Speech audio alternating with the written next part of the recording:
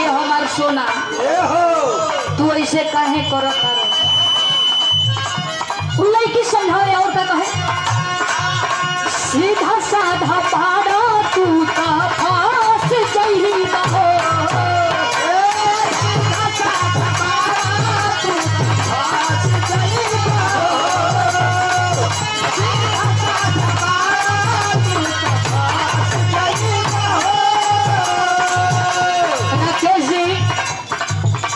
समझावे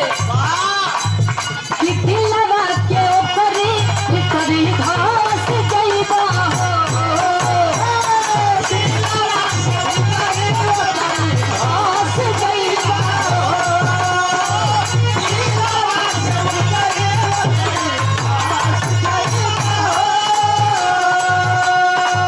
लड़के समझावत है कि सुनो सीधा साधा बड़ा तू तो फंस जइबा हो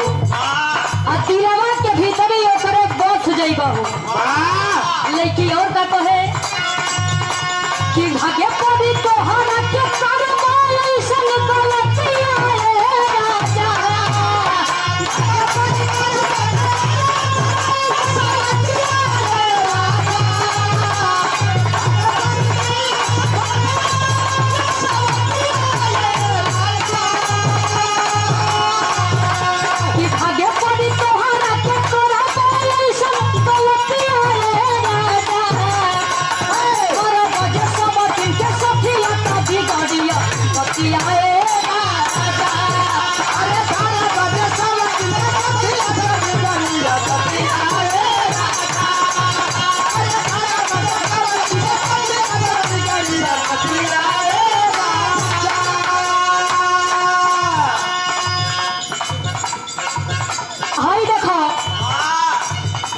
गर्मी के सीजन में